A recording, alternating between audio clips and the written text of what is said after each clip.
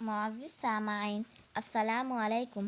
میں الویرا تنم ظفر قریشی ضلع پریشد Urdu high school پاتور سے ساوتری بائی پھولے کے بارے میں کچھ کہنا چاہتی ہوں۔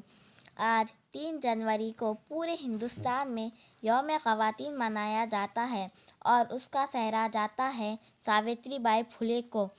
ساوتری بائی کی پیدائش 3 جنوری 1831 کو ضلع ستارا کے نئے گاؤں میں ہوئی۔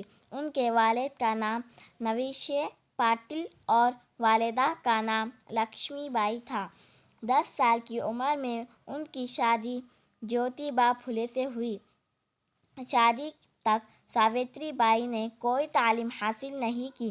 انہوں نے شادی کے بعد اپنی ابتدائی تعلیم جیوتی با پھولے سے حاصل کی۔ انہوں نے بھارت میں ذات پات اور جنس کی بنیاد پر امتیازی سلوک کو ختم کرنے کے لیے کئی کام کیے۔ 1948 میں انہوں نے پونے میں ایک نسواں اسکول کی بنیاد رکھی۔ وہ ہندوستان کی پہلی خاتون استاد اور ہیڈ مسٹریس تھیں۔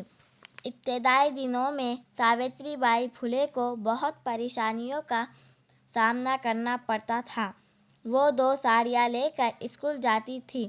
راستے میں لوگ ان پر گوبر پھینک دیتے تھے کیونکہ اس زمانے میں عورتوں کو تعلیم حاصل کرنے کا حق نہیں تھا۔ وہ گھر سے جو ساڑی پہن کر نکلتی وہ بدبو سے بھر جاتی تھی۔ پھر اسکول پہنچ کر وہ دوسری ساڑی پہن لیتی تھیں۔ اتنی تکالیف کے باوجود انہوں نے لڑکیوں کو تعلیم دی۔ ساوتری بائی پھولے کا انتقال 10 مارچ 1897 کو ہوا۔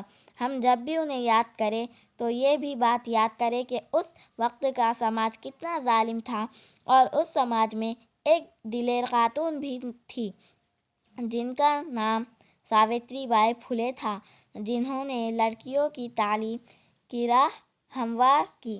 اللہ حافظ۔